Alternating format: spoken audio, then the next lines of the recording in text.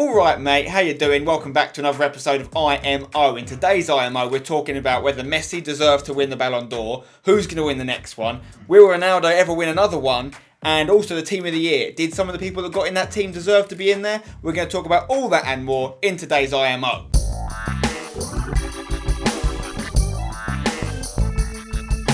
Don't forget as well, guys, at the end of this episode, we're going to be showing you the highlights of this week's Spencer FC podcast featuring two very funny comedians, one of which you would have seen in FIFA recently because he made this epic FIFA video. Anyway, more about that at the end. Let's talk about the Ballon d'Or. So, Messi gets his 5th Ballon d'Or. No one's ever won 5 before. It's an amazing achievement. For me, it probably means that Ronaldo's never going to catch him now because Ronaldo's on 3. If Ronaldo had won yesterday's Ballon d'Or, it would have meant they both had 4. They'd have been tied. It would have been really interesting to see where the challenge went next time. But now Messi's got 2 more than Ronaldo. Ronaldo's older than him. I think Ronaldo's, his main attributes are more, they're going to deteriorate quicker than Messi's will. I think Ronaldo's more reliant on power and pace, which is something that's probably going to be harder for him to maintain as he gets older. Whereas I think Messi will probably see him drop deeper, become more of a playmaker. His passing is quite superior to Ronaldo's, I feel, so he can start to pull the strings a little bit more, but still be just as good a player. So I don't think Ronaldo's going to catch Messi on Ballon d'Or wins ever. However, Neymar could. Now Neymar hasn't got any currently, obviously, but he's still very young. And he was, even though he only had 7% of the vote, Ronaldo had 23%. I think he was closer to Messi than Neymar. Neymar's got a lot of years ahead of him. And even though Messi's still at the height of his powers, he will start to deteriorate eventually. And Neymar's just coming into his prime. So there is a question there. Are we likely to see Neymar win 5 Ballon d'Ors? I probably think 5 is too many. I don't think he's going to do that. It all depends on his competition. Because once Messi does kind of leave the scene a little bit, who's going to be there to challenge Neymar long term? Is it going to be Luis Suarez? Probably not. He's getting older as well. Is it going to be Gareth Bale? Potentially. He can maybe pick up 1 or 2. Eden Hazard, people are talking about him. His form's completely gone off the map this season. So Neymar looks to be the front runner. Perhaps for next year's Ballon d'Or. Who knows? I mean, Messi is still doing very, very good things. But even though he's playing in the best front three probably of all time, Messi, Suarez, Neymar may feel that he does have to leave Barcelona in order to actually fulfill his own personal ambitions. Because is he ever going to win the Ballon d'Or when he's in the same team as Messi?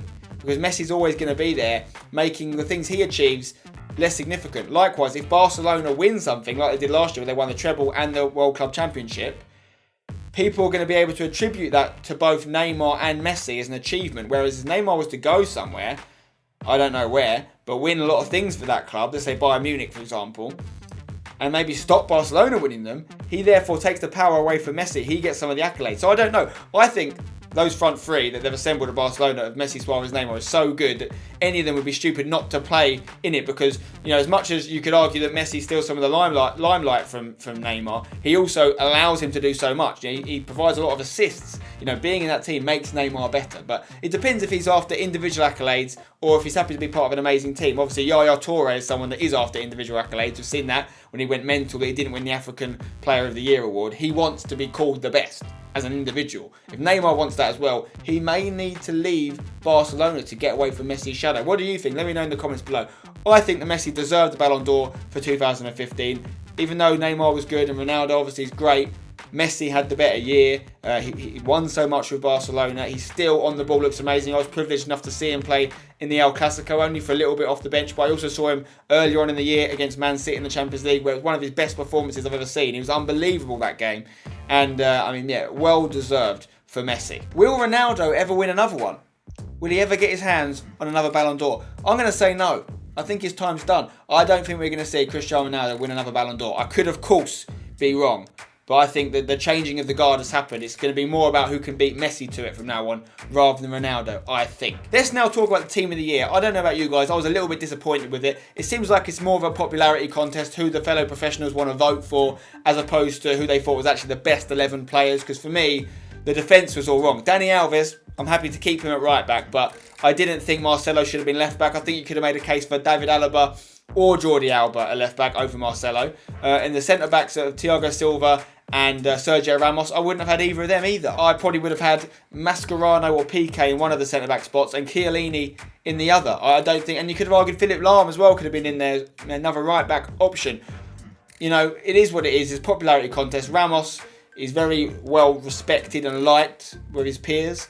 He didn't have a good enough season or year to be centre-back in that team, in my opinion. Thiago Silva, slightly more so, but also not enough for me. I also think they took the wrong Croatian in midfield. I don't think they should have had Modric in there. I think it should have been Rakitic. I think that third spot, I agree with Pogba. I'm happy with Iniesta. Obviously, the front three picks itself.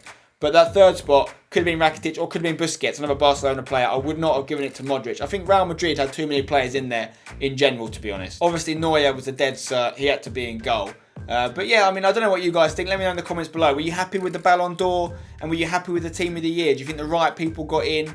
Obviously, it has repercussions in the game FIFA for what Team of the Year cards are out, but we're talking about the mainstream football opinion here. Were they the best 11 footballers in there? What do you think? And also leave me a prediction below. Who's going to win the 2016 Ballon d'Or? Is it going to be another win for Messi? Will he get his 6th, which would be mental and probably make him uncatchable for anyone ever? Or are we going to see Neymar pick one up? Maybe Luis Suarez is going to come back into the mix. Maybe Gareth Bale, maybe Pogba. Maybe it won't be a forward player for once. I don't know when the last time a non-forward player won it. I know Cannavaro won one after a World Cup before it became the Ballon d'Or, I think 2006. But yeah, it's been a long time. Anyway, now I'm going to share with you the highlights from this week's Spencer FC podcast. I had two very funny comedians, Lloyd Griffith and Reece James, on there with me. You may recognise Lloyd. He was in this wicked EA Sports video called Quest for the Best, where he went around finding and meeting some of the best footballers, including Messi. Unbelievable. I'll put a link to that video in the description, actually, if you want to check it out. And we talked about that in the podcast. We talked about a lot of other things with him and Reece. Reece was also in that film, by the way. And it was a lot of fun. So here's some of the highlights from the podcast, and the links to where you can listen to the podcast and download it are in the description as well. Here you go. Right then, today, two guests with me. Thank you for joining me, gentlemen. Both comedians. Reece James is here. How you doing, Reece? I'm very well, thank you, Spencer. How are you? Very good, thanks for asking. And of course, we're joined by Lloyd Griffith as well. Hello. So basically, I went on the quest to find the 11 best players from around the world. So it's the Team of the Year, which obviously will be is in conjunction with the Ballon d'Or. How did that all come about? It was genuinely them asking me if I wanted to do the job. EA Sports contacted me, said, we've got this idea, we're thinking about doing it, would you be up for doing it? So I went over to Amsterdam, we brainstormed a few ideas, talked about who we should speak to. They already had some contacts. In fact, let's be honest, they had most of the contacts. You brought Messi to the table. I brought Messi, Giggs and Neville, and they brought a llama, and we had a great time. And Reece, how did you end up as a Spurs fan? Is that a locational thing? More of a family thing. Okay. Passed down. The affliction was passed down from generations. It's only just starting to pay off. Even then, is it? Who knows? This year it could do. It's all right at the moment. I'm enjoying it at the moment. When Ranieri came in, a lot of eyebrows were raised. As to, Mine were definitely a bit raised. Interesting decision. And then just that sentence you said, you know what I mean, on their day, Leicester can be anyone. And that isn't a sentence that you or anyone probably would have said this time last year. I think there was an element of not wanting to show their cards too quickly and play a different system/team, or do you think it is the fact that the FA Cup is less important to both teams? I think it's a bit of both, to be honest. And I think Pochettino also has made a lot of promises to people like Vorm and like Wimmer that you will get the cup games. Harry Kane obviously got that last minute equaliser for you. Yeah. Can you keep him long term? Is it gonna be another Gareth Bale? I'm not saying he's gonna go to Madrid, but your best player like Modric before Bale as well. Is he gonna go to someone like, you know, probably a Man United or someone like that, or do you think you can keep him for his entire career? He's a local boy.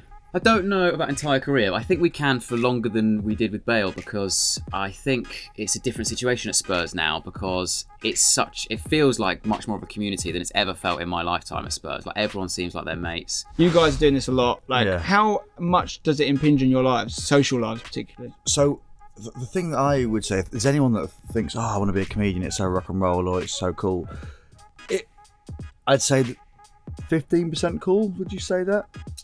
Yeah, for you, I'd say 15%. Yes, no, exactly. There's an enormous amount of admin. I was the most arrogant man in the world. Like, I was headlining this gig. I was like 17, 18. Like, all these acts who were going and doing the Gong Show, I had heard of, and they'd been going a lot longer than me.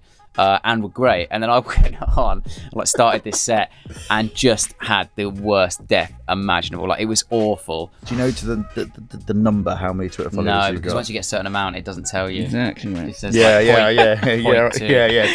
totally, guys. Yeah. So please follow me on Twitter so I can be in that same bracket. So that's just some of the highlights from this week's Spencer FC podcast. Check it out on iTunes, Audio Boom, and SoundCloud. The links are in the description. Also, check out Reece James, his channel, his Twitter, and Lloyd Griffith as well. Their links in the description. Both top guys.